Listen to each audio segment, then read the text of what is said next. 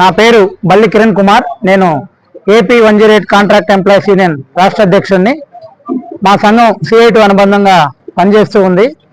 రాష్ట్ర వ్యాప్తంగా మనం ఈనాటి కార్యక్రమానికి ముఖ్య ఉద్దేశం ఏంటంటే, ఏపీ 108 కాంట్రాక్ట్ ఎంప్లాయీస్ యూనియన్ ఆధ్వర్యంలో రీజనల్ వారీగా ఉద్యోగులతో ప్రత్యక్షంగా రాష్ట్ర నాయకత్వం మమేకమై వారి సమస్యలను తెలుసుకొని వారి యొక్క విధులలో ఏవైనా లోటుపాట్లు ఉన్నాయా, అధికారుల యొక్క అలసత్వం కానీ, ఉద్యోగులపై వేధింపులు కానీ, లేదా ప్రభుత్వం నుంచి వస్తున్నటువంటి తోడ్పాటు కానీ, వీటన్నిటి విషయాల మీద ప్రత్యక్షంగా మేము గ్రౌండ్ లెవెల్ రియాలిటీని తెలుసుకొని వాటి ద్వారా ఇటు ప్రభుత్వానికి ఎటువంటి సూచనలు, సలహాలు, నివేదికలు సబ్మిట్ చేయాలి. అదేవిధంగా గౌరవ భవ్య కంపెనీ వారికి ఏ విధమైనటువంటి సూచనలు, సలహాలు ఇవ్వాలి. వారి ద్వారా ఇదంతా కూడా ఒక మ్యూచువల్ అండర్స్టాండింగ్ ప్రోగ్రామ్. గవర్నమెంట్ పని గవర్నమెంట్ చేయాలి, కంపెనీ పని కంపెనీ చేయాలి, అల్టిమేట్ గా ఉద్యోగుల పని ఉద్యోగులు చేయాలి. వీళ్ళు ముగ్గురు 108 సంస్థ యొక్క లేదా 108 అంబులెన్స్ యొక్క ముఖ్య ఉద్దేశమే లైఫ్ సేవింగ్.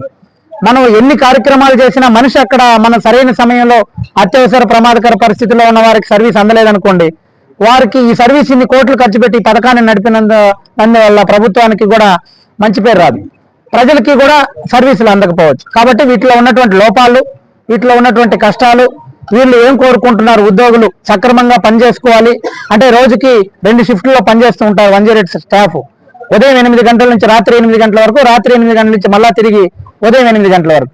ఈ 12 గంటల షిఫ్ట్లో ఉన్నటువంటి ఏమైనా ఇబ్బందులు ఉన్నాయా, లేదా వీరికి జీతభత్యాలు సక్రమంగా వస్తున్నాయా లేదా, దాని మీద ఏదన్నా వీళ్ళకి ఏమైనా క్లారిఫికేషన్స్ ఏమైనా ఉన్నాయా, వీరికి రావాల్సినటువంటి ఇంక్రిమెంట్లు కానీ, వీరికి రావాల్సినటువంటి బెనిఫిట్స్ కానీ, ESI PF కానీ, ఇయర్లీ ఇంక్రిమెంట్ కానీ, ఈ ప్రభుత్వం వచ్చిన తర్వాత 4,000 రూపాయలు జీతాన్ని పెంచుతూ ఒక నిర్ణయం తీసుకొని GOMS 49 రివోక్ చేయడం జరిగింది.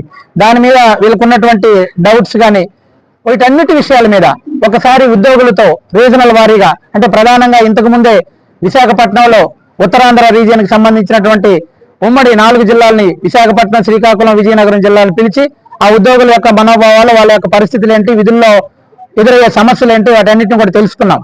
అందులో భాగంగా రాయలసీమ జిల్లాలైనటువంటి ఉమ్మడి 4 జిల్లాలు, అనంతపురం జిల్లా, కర్నూలు జిల్లా, కడప జిల్లా, చిత్తూరు జిల్లా, ఈ 4 జిల్లాలని బైఫర్కేషన్ అయిన తర్వాత 8 జిల్లాలుగా మారే. ఈ 8 జిల్లాలందరినీ కూడా డ్యూటీలో లేని ఉద్యోగులందరినీ ఇక్కడికి పిలిపించి వారి వద్ద ఉన్నటువంటి ఫీడ్బ్యాక్ అంతా తీసుకొని వారికి ఏదైనా సమస్యలు ఉన్నాయా అన్ని విషయాల మీద కూలంకషంగా చర్చ జరిపి తీర్మానాలు చేసుకొని ఈ వేదిక మీద నుంచి ఇటు ప్రభుత్వానికి కానీ, కంపెనీకి కానీ ఒక నివేదికని సబ్మిట్ చేయబోతా ఉన్నాం, రాష్ట్ర కేంద్రం నుంచి వచ్చినటువంటి 5 మందిని కూడా. మరియు ఈ భవ్య కంపెనీ వచ్చిన తర్వాత మేము ఒక స్ట్రైక్ నోటీస్ కూడా ఇవ్వడం జరిగింది.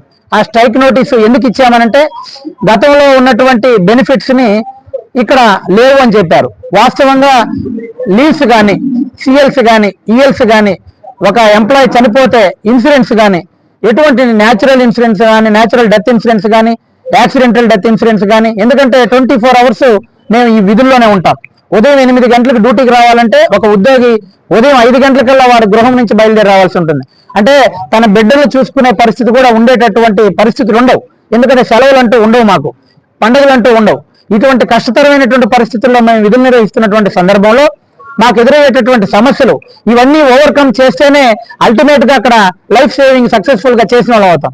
అదర్వైజ్ మనం అక్కడ చేయలేదనుకోండి, మనం ఇబ్బంది పాలవుతాం. కాబట్టి భవ్య కంపెనీ వారు వచ్చిన తర్వాత కొన్ని మంచి వాతావరణంలో ఒక చర్చలు జరిగాయి. ఆ చర్చల్లో వచ్చినటువంటి నిర్ణయాలన్నింటినీ కూడా వీరికి తెలియపరచడం, వాళ్ళు ఏదైతే ఒప్పుకున్నారో మనం చార్టెడ్ ఆఫ్ డిమాండ్స్ 18 డిమాండ్లతో మనం నోటీస్ ఇవ్వడం జరిగింది. ఆ డిమాండ్స్ లో మనకు వచ్చినటువంటి ప్రోగ్రెస్ ఏంటి, ఇచ్చినటువంటి హామీని గ్రౌండ్ లెవెల్లో అమలవుతుందా లేదా, అంటే జిల్లా స్థాయిలో ఆపరేషనల్ ఎగ్జిక్యూటివ్స్ కానీ, RMs కానీ, DMs కానీ వీళ్ళు కరెక్ట్ గా పనిచేస్తున్నారా, ఉద్యోగులతో కలిసిమెలిసి సమస్యని ముందుకు తీసుకెళ్తా ఉన్నారా, తద్వారా ప్రభుత్వానికి ఏమైనా గ్రీవెన్సెస్ ఉన్నాయా, లేదా బెనిఫిషియల్ నుంచి అంటే ఎవరైతే క్షతగాత్రులు ఉంటారో వారికి ఏమైనా ఇబ్బందులు ఉన్నాయి. ఎందుకంటే ఈ ప్రభుత్వం వచ్చిన తర్వాత, ఈ కంపెనీ వచ్చిన తర్వాత రెస్పాన్స్ టైంను కూడా చాలా వరకు తగ్గించగలం. అంటే సుమారు ఒక కాలర్ ఫోన్ చేసి మాకు అంబులెన్స్ కావాలని చెప్పినప్పటి నుంచి తిరిగి పేషెంట్ని హాస్పిటల్ అడ్మిట్ చేసేంత వరకు కూడా 18 నిమిషాలని, అంటే 20 నిమిషాల నుంచి 18 నిమిషాలకు తగ్గించడం జరిగింది. ఇది ఒక గ్రేట్ అచీవ్మెంట్ ఈ 108 సర్వీస్ లో. ఈ గ్రేట్ అచీవ్మెంట్ అంతా, దీని ఒక క్రెడిట్ అంతా కూడా గ్రౌండ్ లెవెల్లో పనిచేస్తున్నటువంటి EMT పైలట్లదే. ఈ 108 సర్వీస్ లో 2 క్యాడర్స్ మాత్రమే ఉంటాయి, emergency medical technician, pilot, driver.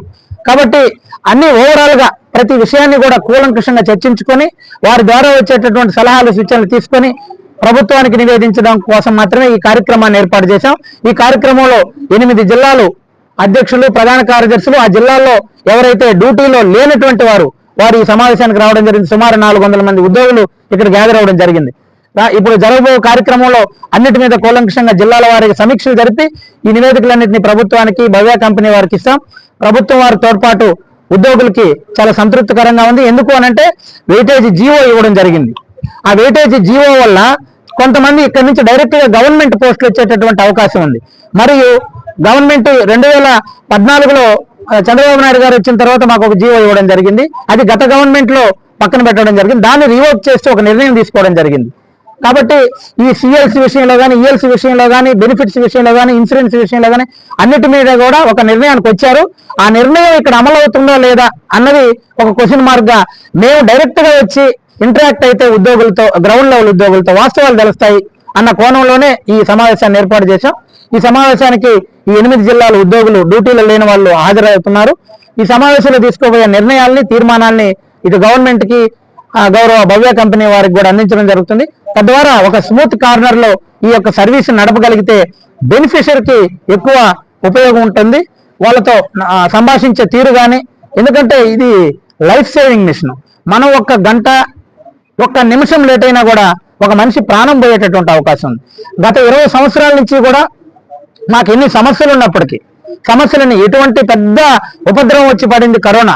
అటువంటి కరోనా సిచ్యువేషన్ లో కూడా ప్రాణాలకు తెగించి భార్య బిడ్డలందరూ ఇంట్లో పెట్టేసి మేము మంచినీళ్ళ డబ్బా కూడా లేకుండా బయటకు వచ్చేసి సర్వీస్ అందించి వారానికి 10 రోజులకి స్నానం చేసినటువంటి కష్టతర పరిస్థితుల్లో మేము ఉద్యోగాలు చేశాం. కాబట్టి ఇవన్నిటి విషయాల మీద మనకు సేఫ్టీ లేకుండా పోయిందన్నమాట. జాబ్ సెక్యూరిటీ లేదు. అంటే ఏ క్షణంలో ఎప్పుడు తీసేస్తారో తెలియని పరిస్థితి. వీటన్నిటి మీద ఉద్యోగుల యొక్క మనోభావాలు ఏ విధంగా ఉన్నాయో తెలుసుకొని ప్రభుత్వానికి ఒక నివేదిక రూపంలో తయారు చేసి ఇవ్వాలన్న ఆలోచనతో, ఉద్యోగులతో డైరెక్ట్ గా ఇంటరాక్ట్ అవ్వాలన్న ఆలోచనతో రాష్ట్ర నాయకత్వం భావించింది. రాష్ట్ర కమిటీగా తీర్మానించి ఆ తీర్మానం నుంచి భాగంగానే మేము ఈరోజు ప్రొద్దుటూరు నగరంలో ఈ కార్యక్రమాన్ని తలపెట్టడం జరిగింది. Thank you so much.